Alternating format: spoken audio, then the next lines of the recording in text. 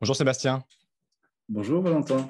merci de nous rejoindre sur ce podcast pour parler de la finance décentralisée. On n'en a jamais assez parlé ces derniers mois, mais une finance décentralisée qui s'institutionnalise, si on peut le dire, avec MakerDAO. Tu travailles chez MakerDAO et je suis Et très ouais, je content travaille de... chez MakerDAO depuis 2 ans, donc je travaille pas mal avec les institutionnels aussi, donc ça va être super intéressant. Eh ben ouais, ça va être trop bien de voir un petit peu le regard qu'ils ont, pourquoi ils sont là, qu'est-ce qu'ils font avec nos DAI, quoi. Qu'est-ce qu'ils font avec nos DAI? On va essayer de voir un petit peu tout ça. Et c'est trop bien parce qu'en fait, on a eu l'occasion d'échanger avec quelques acteurs de la DeFi, mais jamais un Français de Maker. Donc, je suis très content de pouvoir le faire avec toi, surtout avec l'actualité, puisque ce qui nous a poussé à échanger ensemble, c'était cette news avec HV Bank, ce prêt que vous avez accordé. On va voir un petit peu à quoi ça correspond. Est-ce que c'est vraiment après et tout? C'est des détails un peu techniques et tout ce qui s'y cache. Donc, merci encore une fois d'être là. Est-ce que tu peux, tu as commencé à le faire, mais un petit peu te présenter à nos auditeurs et nous donner un peu de background sur ton parcours. Ouais, tout à fait. Donc ce qui est intéressant, c'est que moi, je ne viens pas forcément de la finance, enfin pas du tout en fait. J'ai commencé ma carrière avec un doctorat en data science. Je suis plutôt vraiment à faire du data mining et des choses comme ça. Après, j'ai pas mal évolué. J'ai travaillé pour Bizarre Entertainment, puis après, j'ai rejoint une société d'assurance où là, j'ai un peu migré plus vers la finance. Donc, j'ai géré tout ce qui était business intelligence, mais après, j'ai très vite travaillé sur la partie contrôle de gestion, comprendre la finance, le bilan, compte de résultats et ainsi de suite. Et après, j'ai eu l'opportunité, en fait, quand j'ai vu cette grosse vague, c'était le Covid à l'époque, je me suis dit, bah, tiens, les cryptos, c'est le bon environnement macro pour s'y réintéresser. Ça m'avait déjà intéressé en 2015-2016. J'avais quitté suite à la bulle des ICO que je ne comprenais plus du tout. Donc j'étais parti pas très content. Je me suis dit, c'est pas possible, ça n'a pas de sens. Et là, je suis revenu et j'ai vu que l'environnement avait complètement changé. La DeFi avait fait un bond de géant en avant. Il y avait des projets super intéressants. Et très vite, je me suis retrouvé sur MakerDAO, à participer au forum comme un membre de la communauté tout à fait lambda. Et de fil en aiguille, bah, j'ai commencé à travailler sur un sujet qui était assez important à l'époque, qui s'appelait les real world assets. Donc, comment utiliser MakerDAO pour investir dans le monde réel. Et c'était un projet qui devait durer quelques semaines. Bon, ça, en fait, ça a pu durer un peu plus de quelques années. Enfin, ça fait 2 ans que je suis dessus, on va dire. Je m'intéresse un peu moins au real world asset maintenant, mais je m'intéresse plus à tout ce qui est gestion du bilan de MakerDAO, vraiment la finance pour optimiser un peu les résultats et des choses dans cet ordre-là. Donc, ça veut dire que tu as connu un peu la finance décentralisée à l'époque où nos Français faisaient Variable, là, le stablecoin, un peu le tout premier stablecoin en 2016, quoi, avec les gars qui ont derrière fait Sismo. Je n'avais pas trop regardé, j'étais pas encore trop dans la DeFi à l'époque. J'étais vraiment plus dans Ethereum, les smart contracts, publier des choses sur testnet, des choses comme ça. OK. C'était encore difficile à l'époque d'appréhender à quel point la DeFi allait être si importante. Ouais, c'est sûr qu'elle a explosé à l'été 2020 et on est passé de, allez, l'année précédente, 30 millions de TVL sur AAV, qui était l'un des premiers aussi protocoles, à 10 milliards maintenant. Donc, effectivement, comme Maker et comme tous les autres, c'est assez énorme et ça se maintient. Et ça se maintient. Tu dis quelque chose qui est très intéressant parce que beaucoup de gens aujourd'hui omettent de regarder tout ce qui est forum de gouvernance ou ce genre de choses où parfois il y a beaucoup d'informations et parfois on peut prendre part au protocole. Et c'est comme ça que tu as démarré. Comment justement s'articule un petit peu le forum de gouvernance de Maker en termes de participants, en termes de personnes qui proposent des choses et comment c'est intégré? Est-ce que tu peux nous faire un petit rappel justement de c'est ce que la décentralisation dans la finance décentralisée, s'il te plaît? Tout à fait, ouais. Donc, c'est clairement MakerDAO, c'est un des protocoles qui, à mon sens, est le plus décentralisé. C'est-à-dire que n'importe qui peut venir sur le forum et faire une proposition. Alors, bien sûr, il y a des règles sociales qui font que si quelqu'un vient et demande juste 10 millions, ça ne va pas passer. Il y a quand même certaines logiques. Mais clairement, c'est un forum qui est assez ouvert. C'est assez compliqué, cela dit, MakerDAO est un système de plus en plus compliqué. En 2020, c'était encore assez simple. On avait des vaults juste sur ETH, Ethereum. Maintenant, il y a plein de vaults, il y a plein de systèmes, tous sont un peu différents. Donc, ce n'est pas si simple. Il y a beaucoup d'activités, il y a beaucoup de micromanagement, on va dire. Mais si on arrive à se focaliser sur vraiment certains projets, je pense qu'on n'importe qui peut apporter sa pierre à l'édifice. C'est-à-dire qu'effectivement, si j'ai une idée, je peux la soumettre et si elle est votée, elle est implémentée, si on Tout simplifie. à fait, ouais. Après, bien sûr, c'est un jeu un peu de politique aussi d'avoir quelqu'un pour l'implémenter. Parce qu'il y a plein de choses qui ont été votées, parce que ça semblait des bonnes idées. Mais après, il faut faire le travail. Et faire le travail, comme partout, il y a des limitations en termes de travail que les devs puissent implémenter. Il faut prendre en compte les aspects légaux, notamment pour tout ce qui est real world asset, qui prend beaucoup de temps et beaucoup d'argent. Donc, on ne peut pas tout faire non plus. Mais si les gens sont motivés, je pense que c'est une excellente opportunité. Et on parlera effectivement un petit peu après des real world assets avec token asset, avec aussi justement tout ce qui est realty et ce genre de choses qui commencent un petit peu à arriver et c'est passionnant.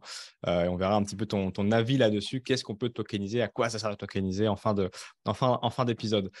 Juste avant, pour ceux qui forcément ne connaissent pas non plus très bien Maker, est-ce que tu peux nous faire aussi un petit focus sur MakerDAO, qu'on appelle, en tout cas moi quand j'ai démarré, c'était la banque centrale décentralisée, donc c'était l'anti-Christine Lagarde locale. Mais est-ce que c'est toujours le cas? Est-ce que c'est toujours comme ça que vous définissiez et puis vous définissez, pardon, et un petit mot sur la TVL aussi, s'il te plaît? Ouais, tout à fait. Donc, clairement, MakerDAO est décentralisé. Donc, ce qui est intéressant, c'est que les gens n'ont pas forcément la même vision et c'est un peu la synthèse de toutes ces visions-là qui fait MakerDAO tel qu'il est aujourd'hui. Donc, il y en a certains, c'est effectivement la banque décentralisée. On cherche vraiment la décentralisation à tout prix et on essaye d'éviter d'être ce qu'on peut nous dire actuellement, d'être le wrapper de USDC, qui est une critique qu'on a fréquemment. Ma vision est plus, on est dans une des activités bancaires non régulées, c'est-à-dire on émet des stablecoins et avec ça, on va faire des prêts avec cet argent. Donc, clairement, ce qu'on va faire, c'est optimiser cette partie-là, apporter le maximum de sécurité au DAI, qui est le stablecoin, le maximum de stabilité. La stabilité, c'est aussi toujours une question d'avantages et d'inconvénients. On peut être super stable, mais ça a des implications. Certains voudraient qu'on soit un peu moins stable et qu'on ait un peu moins d'USDC sur notre balance, notre bilan.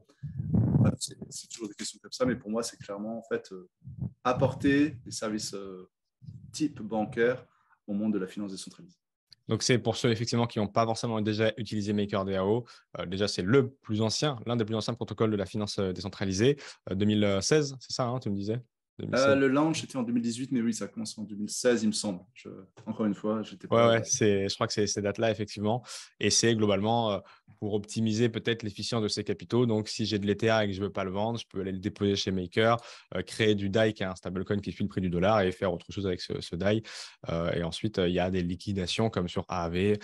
Si l'Ether descend en dessous de son prêt, alors bah, il est liquidé et ainsi de suite. Et donc, vous avez effectivement tout un paquet d'assets. L'Ether était le premier, le Bitcoin aussi. Et maintenant, vous en avez une quinzaine, peut-être même plus. Ouais, il y en a une vingtaine. On a réduit un peu récemment parce que finalement, ce qui est le plus utilisé, c'est l'Ether et le Bitcoin. OK. Et nos clients principaux, par exemple, c'est c'est de la finance centralisée. C'était Nexo et Celsius. Bon, maintenant, bien sûr, Celsius n'est plus vraiment client. Ils ont remboursé leur prêt. Mais c'est vraiment, on s'intègre vraiment avec ces acteurs, ce qu'on appelle la CDFI, la finance centralisée et la finance décentralisée qui travaillent main dans la main. Et alors justement, sur l'affaire Celsius, moi j'avais l'occasion aussi d'échanger là-dessus avec Mark Zeller donc de AAV, avec ce gros prêt, ce gros prix de liquidation qu'on connaissait sur l'Ether et le Volt qu'ils avaient chez eux, qu'ils avaient chez vous aussi. Comment toi tu regardais ça? Est-ce que ça te faisait peur, cette liquidation potentielle en cascade? Parce que ouais, il y avait effectivement beaucoup de collatéral, on sait qu'ils étaient en difficulté, donc ils ne pouvaient pas remettre du collatéral ou rembourser leurs prêts. Il y a eu ce doute au début, au moment où ils faisaient faillite, alors que le prix de liquidation s'approchait. Et peut-être qu'en touchant le prix de liquidation, ça aurait pu, parce que, encore une fois, les liquidateurs auraient dans tous les cas tapé dedans, vu que ce n'est pas une personne qui n'a pas remboursé et qui se barre avec son gain. Ce n'est pas possible. Mais par contre, ça aurait peut-être pu faire une grosse vague de liquidation. Comment tu l'as perçu? Tout à fait. Alors, je ne pense pas qu'il y ait eu de niveau de stress chez MakerDAO. En tout cas, j'ai vu personne, même dans des équipes de risque, qui surveillent ça de plus près, être en état de stress. Parce qu'en général, ces acteurs-là ont quand même un facteur de collatéralisation qui est assez élevé. Ils évitent quand même de prendre du risque. Et les montants étaient significatifs, mais comme toujours, on a un système de liquidation qui, depuis mars 2020, n'a jamais eu le moindre défaut. À chaque fois qu'il y a une liquidation, on a fait de l'argent. Il y avait un gros stress au début de l'année qui était, lui, par contre, plus impressionnant. C'est que pendant 1 heure, on a failli avoir une liquidation qui, de mémoire, était de 600 millions d'Ether. Donc ça aurait pu avoir un gros impact sur le marché. La personne qui avait ce Volt a juste remboursé une partie et il n'y a qu'une petite partie qui a été liquidée. Mais c'est sûr que est-ce qu'une liquidation en cascade significative sur Ethereum de nos jours aurait un impact ou pas? C'est une question qui reste ouverte. On l'a jamais vu. Finalement, le prix de l'Ethereum est quand même assez efficient dans le sens qu'il ne va pas bouger de 50% en 1 heure. Donc ça, pour l'instant, on touche du bois, on va dire. Mais C'est c'est pas vrai que impossible, mais c'est peu probable. ouais, c'est vrai que depuis mars 2020, qui était signe noir, enfin la grosse journée, la grosse semaine du Covid avec toutes les annonces de confinement et lockdown, il y avait beaucoup de protocoles qui auraient pu sauter et vous êtes resté comme AV, comme Pound, comme tous les autres. Donc ça prouve effectivement que cette finance décentralisée, elle est robuste, alors qu'il y a eu beaucoup de liquidations, même s'il y avait en fait en termes de nombre peut-être moins d'argent. Mais en termes de profondeur de liquidation, c'était quand même assez important et vous avez tous tenu, en tout cas tous ceux qui sont encore là. Donc effectivement, dont Maker, ça prouve que c'était assez robuste, contrairement à ceux qui pensent que c'est un peu de l'empilement comme la crise des subprimes. Et on voit que ça n'a rien à voir sur les protocoles sérieux. Justement, sur allez, la partie peut-être plus institutionnelle maintenant, parce que là, on parle du particulier, c'est-à-dire que n'importe qui a de l'Ether, qui a de l'USDC, qui a du Bitcoin, il peut créer son DAI. Depuis, donc ça, c'est la révolution, on va dire, de mars, été 2020, les gens qui ont vraiment compris ça et qui l'ont incarné. Et puis, les instituts sont arrivés peut-être un peu après, peut-être à l'été 2021, où on a commencé à entendre peut-être parler des instituts dans la DeFi. Ça a fait peur d'ailleurs à certains qui disaient, ils sont déjà en train d'acheter du Bitcoin, mais on nous dit que c'est pas un token de gouvernance, c'est pas grave, mais la DeFi, c'est de la gouvernance. Est-ce qu'ils sont pas en train de nous casser notre DeFi? On va voir ça ensemble, justement, les intérêts et les risques de voir des instituts dans la DeFi. Mais donc, voilà, effectivement, vous avez des partenariats, des relations avec la Société Générale, avec HV Bank, qui ont des prêts ou des intérêts un petit peu à vos côtés. Est-ce que tu peux nous détailler ça, s'il te plaît? Ouais, tout à fait. Je crois que c'est vraiment, comme tu dis, été 2021, où on a commencé à avoir des discussions avec, j'aurais presque envie de dire, tous les institutionnels. En tout cas, il n'y avait plus aucun institutionnel qui n'avait pas envie de parler. Et ils étaient prêts, ils se sont tous staffés sur. Il y a toujours un head of digital asset qui travaille sur ces sujets-là. C'est pas encore forcément clair ce qu'ils voulaient faire, ou pas maintenant c'est clair vu on a les premières opérations. Ça va prendre du temps. Il y a pas mal de questions réglementaires sur le fait, par exemple, quand on travaille avec MakerDAO, ben, c'est qui l'entité? Parce qu'eux, ils veulent savoir avec qui ils travaillent. Et la réponse, c'est décentralisé, n'est pas la bonne réponse pour eux. Donc, il faut trouver des solutions à ça. On pourra en parler.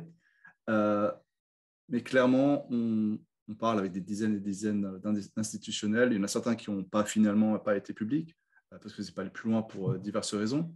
Mais comme tu le pointes, Société Générale, qui a été un des premiers, hein, ça a commencé bien avant le moment où c'était public, les premières discussions. Société Générale s'est lancée, ça a donné un signal pour montrer que oui, une banque régulée peut faire du business avec une organisation décentralisée. Et donc après, on a eu HV Bank et on en aura d'autres dans le pipeline. Ouais, et c'est assez important. Et la SG, la Société Générale qu'on connaît tous en France et en Europe, peut-être moins que l'autre, mais c'est quand même deux grosses banques. Et qu'est-ce qu'elles font alors? Qu'est-ce qu'elles font à vos côtés, ces banques? Est-ce qu'elles elles apportent du collatéral? Est-ce qu'elles se font whitelist, donc dans le forum de gouvernance pour ne pas apporter de collatéral ou l'apporter différemment avec la réputation, par exemple? Qu'est-ce qu'elles font? Ouais, alors parlons un peu plus en détail de ces deux sujets qui sont HV Bank et Société Générale. Pour Société Générale, c'est en fait SG Forge, une filiale de Société Générale, qui avait émis une obligation de 40 millions d'euros qui est sécurisée par des prêts immobiliers en France. Donc, c'est une obligation super sécurisée qui est notée AAA par les agences de rating. Donc, il ne peut pas y avoir de problème. Elle a un taux d'intérêt de 0% parce qu'on est en zone euro et qu'en zone euro, les taux d'intérêt sont super bas pour ces opérations-là. Et en fait, ils vont déposer ça ces tokens dans nos vaults. Et avec ça, ils vont emprunter environ 20 millions de DAI, donc 20 millions de dollars. Ils vont faire des choses avec ces DAI et à la fin, ils vont nous les rembourser avec un taux d'intérêt qui est assez faible aussi, là, encore une fois, de 5 points de base. Donc, ce n'est pas énorme, mais en tout cas, ça permettra de faire fonctionner cette preuve de concept. Il y a une partie légale qui est assez complexe parce qu'on utilise la loi française. Et donc, il y a un agent des sûretés, qui est une institution aussi réglementée en France, qui va gérer cette relation avec Société Générale. Car Société Générale ne peut pas avoir de relation directe avec nous, mais il y aura une relation avec un agent de sûreté qui est la partie qui garantit l'opération, on va dire. Pour HV Bank, c'est un peu différent. Là, c'est vraiment off-chain dans le sens où il n'y a pas de token.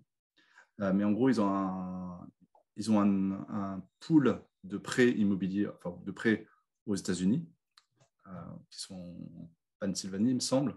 Et en fait, ils vont donner une participation sur ce pool de prêts. On va avoir 50% de la participation.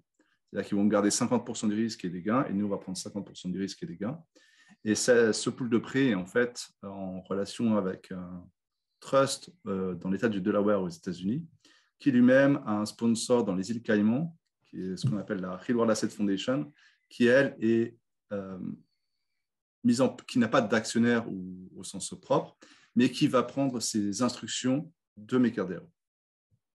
Donc, c'est une solution assez complexe, il faut imaginer, mais c'est vraiment l'implémentation légale d'instructions qu'on peut donner avec des agents qui sont assez réputés et on peut faire confiance.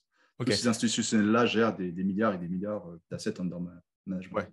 D'accord, ok. Et alors, quand vous faites ça, du coup, puisqu'effectivement, tu parlais des points de base qui ne sont pas exceptionnellement élevés, c'est parce que vous avez une vision à terme d'aller vraiment vers la finance traditionnelle, parce que vous considérez que c'est l'autre versant de ce qu'on a réussi à faire, ce que vous avez réussi à faire avec le grand public, et ce que les Optimism et Zero Knowledge Proof dans les prochains mois nous permettront encore plus de faire avec le grand public, ou est-ce que c'est de la communication pour le protocole qui servira justement à amener plus de public quand même à la fin? Ouais, très bonne question. Il faut vraiment voir que l'implémentation des Real World Assets sur la DeFi, c'est quelque chose qui va être très compliqué et qui va prendre 5 à 10 ans. Donc, on avance étape par étape. L'an dernier, on avait fait des premiers deals qui fonctionnent, qui rapportent des intérêts. Là, on va améliorer des choses. On travaille avec des banques, ce qui montre déjà une preuve de crédibilité et de travail qui a été accompli.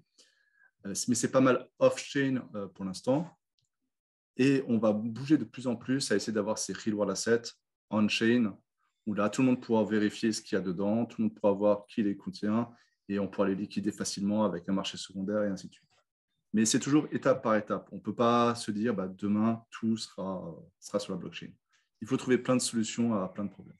Ça veut dire effectivement peut-être se diriger vers la tokenisation de tout, des actions, de l'immobilier, des obligations. Est-ce qu'à terme, effectivement, tout sera dans cette blockchain avec des oracles comme Chainlink qui pourront vérifier que le prix de l'immobilier tous les 6 mois n'a pas changé? On se dirige vers ça? Tout à fait, tout à fait. Il faut essayer plusieurs alternatives. Là, par exemple, on est en train de travailler avec une société qui s'appelle Bakkt Finance qui va tokeniser des ETF, donc des fonds d'investissement, on va dire, qui sont cotés en bourse. Et on va essayer d'investir dans un de ces fonds-là qui sera tokenisé et qui permettra d'accéder au marché des obligations d'État américaines. Donc, quelque chose de très sécurisé. C'est coté en bourse, on peut avoir des oracles facilement. Et ça va nous permettre d'investir beaucoup de capital dans cette opération-là. Et bien sûr, ça permettra aussi à tous les acteurs de la DeFi d'avoir accès à un yield. Parce que ce qu'il faut voir actuellement, c'est que le taux d'intérêt sans risque dans le monde traditionnel, c'est aux alentours de 2,5%. Actuellement, en DeFi, le taux d'intérêt sans risque, si vous prêtez de l'USDC à AV, c'est 0,6%. Donc, on est dans une situation assez intéressante où l'an dernier, la DeFi rapportait beaucoup plus que la finance traditionnelle, à risque équivalent, et maintenant, c'est l'inverse. Donc, il y a vraiment un gros intérêt pour le capital qui est sur la DeFi de pouvoir accéder aux opportunités d'investissement du monde traditionnel. Ok, très intéressant. Et c'est pour ça qu'il y a eu cette proposition qui a fait un peu de bruit il y a quelques semaines où justement vous étiez en train de voter avec la communauté sur l'attribution d'une grosse somme, je crois que c'était 100 millions, justement dans des obligations ou dans des fonds un peu TradFi. Et on disait, vous êtes en train de vous faire acheter par Goldman Sachs ou je ne sais plus qui c'était. Mais ce n'était pas le cas en fait.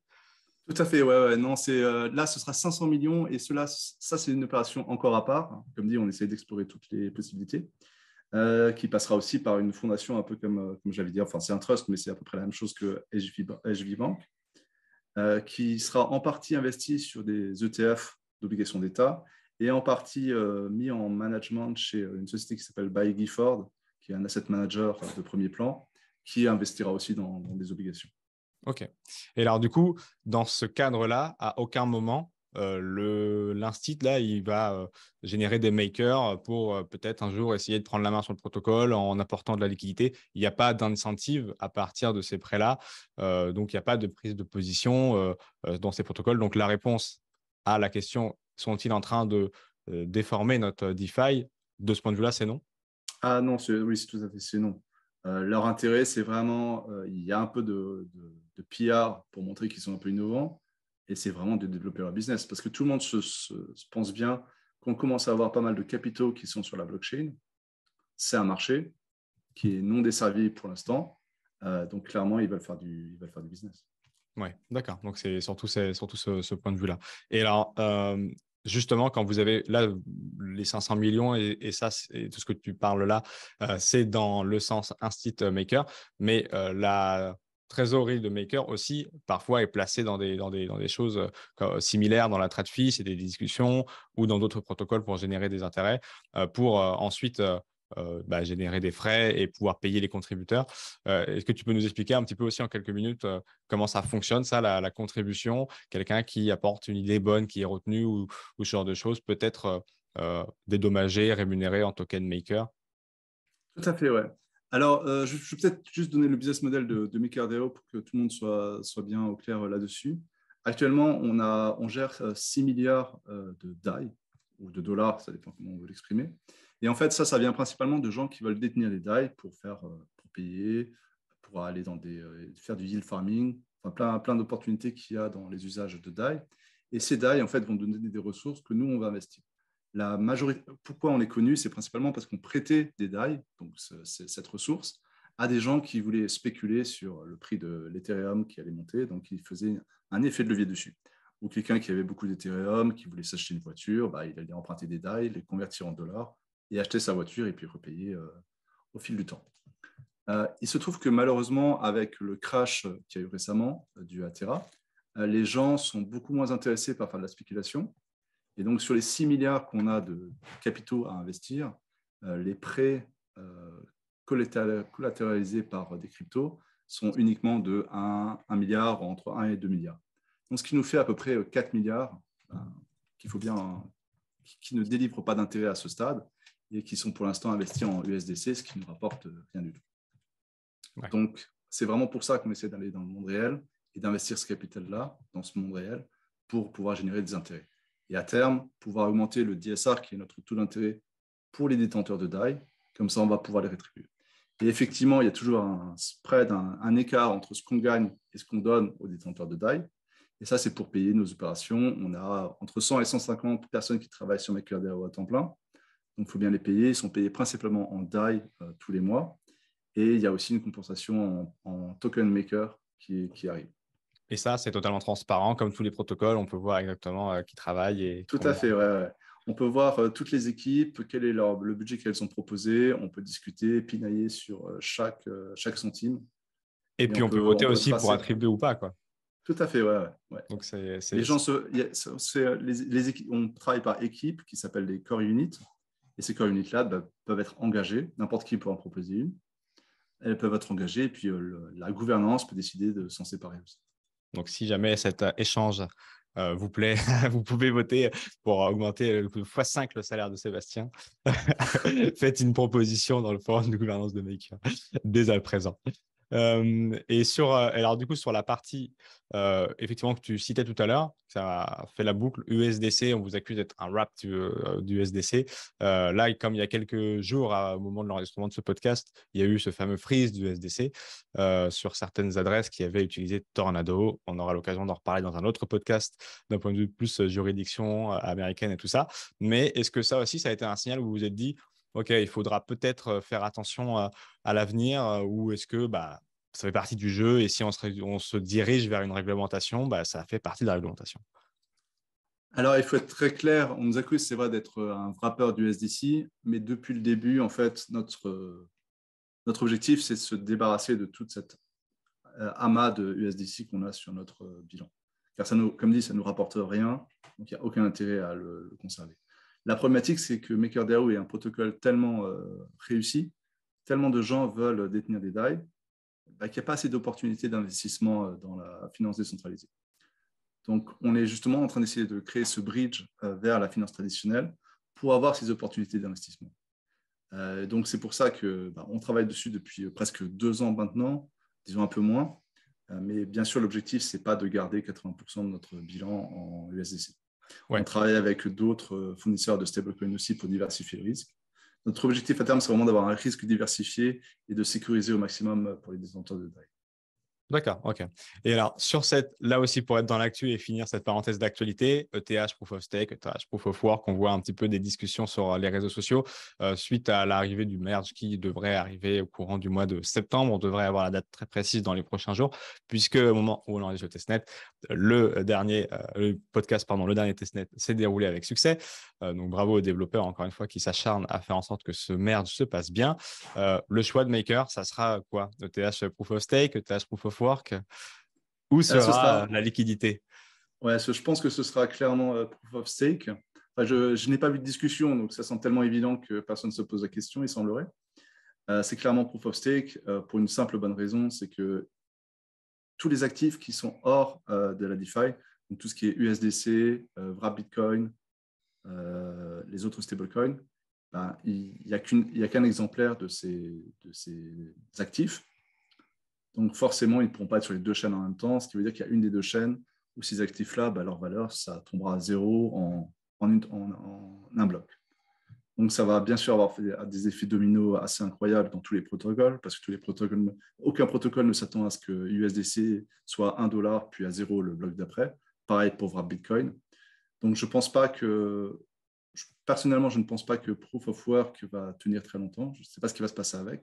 Mais en tout cas, toute la DeFi dessus risque d'exploser. Ouais. Après, on a bien sûr, même sur MakerDAO, on pourra avoir des problèmes parce que sur MakerDAO, en dur, on est encodé que USDC vaut $1. Donc, dans le fork sur Proof of Work, USDC vaudra probablement zéro parce que je ne vois pas pourquoi est-ce que Circle rembourserait des USDC qui sont sur cette version qui ne le supporte pas. Donc, bah, tout va exploser, je pense.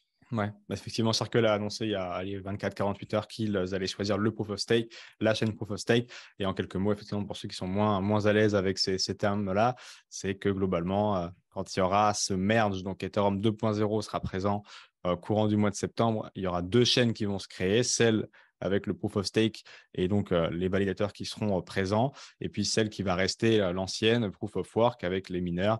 Et puis forcément, l'utilisation, le nombre d'utilisateurs, de choix et autres fera qu'à un moment donné, une des deux gagnera, entre guillemets. Mais ça a l'air déjà joué puisque la majorité des protocoles, Maker, AAV, Circle et tout, ont dit nous ne soutenons pas la chaîne Proof of Work puisque le choix de la communauté était d'aller vers le Proof of Stake. Donc, effectivement, mais ça fait beaucoup de bruit sur les réseaux.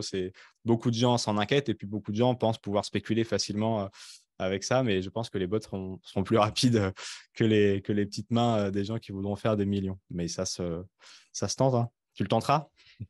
Je ne tenterai pas parce que j'ai beaucoup de travail et je pense qu'il faudrait pas mal réfléchir. Mais c'est vrai que réfléchissait, les équipes de risque réfléchissent déjà à qu'est-ce qui va se passer si les gens essayent d'emprunter des IS sur AV.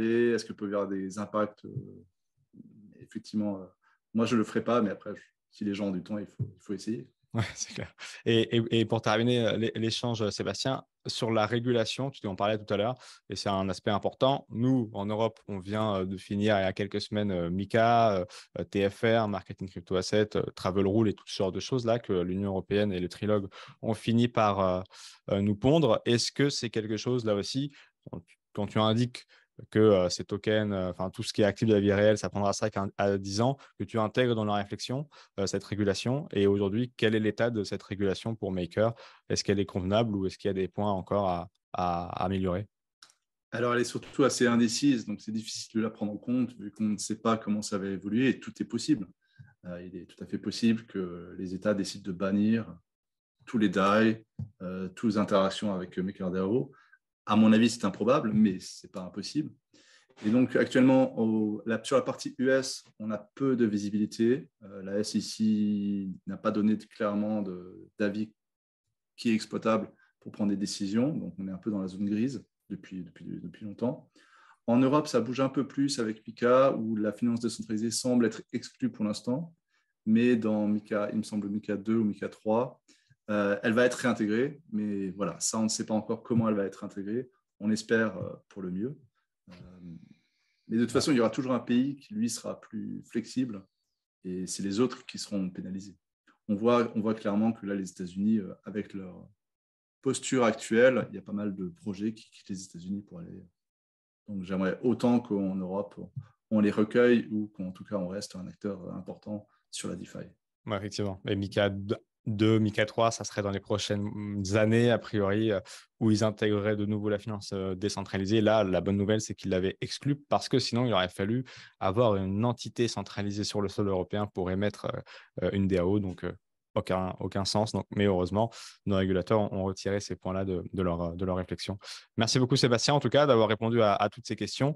Je t'embête avec quand même la dernière petite question du podcast. Est-ce que tu as quelque chose que tu regardes particulièrement dans les prochains mois sur la crypto, sur la DeFi qui pourrait faire game changer?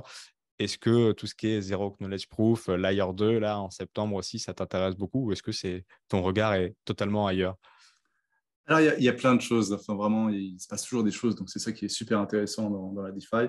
Les Zero Knowledge Proof et les Layer 2, je suis à 100% dessus. Enfin, je pense que ça va être super intéressant. Après, moi, ce que je regarde plus, c'est deux choses qui sont plus proches, si tu veux, de mes problématiques. La première, c'est les emprunts à terme. C'est-à-dire que pour l'instant, tout le monde utilise AV, on emprunte un peu au jour le jour et puis bloc par bloc. Mais il y a des projets comme Notional ou Yield et plein d'autres qui permettent de prêter et d'emprunter sur une année. On a quelque part des pseudo-obligations, ce qui permet d'avoir un taux d'intérêt supérieur et qui permet surtout d'emprunter aussi avec meilleure visibilité à plus long terme. Donc ça, je pense que ça va se développer. Parce que dans la finance traditionnelle, c'est la base du fonctionnement de la finance traditionnelle. Donc je ne vois pas de raison pour laquelle ça ne se développerait pas plus ici.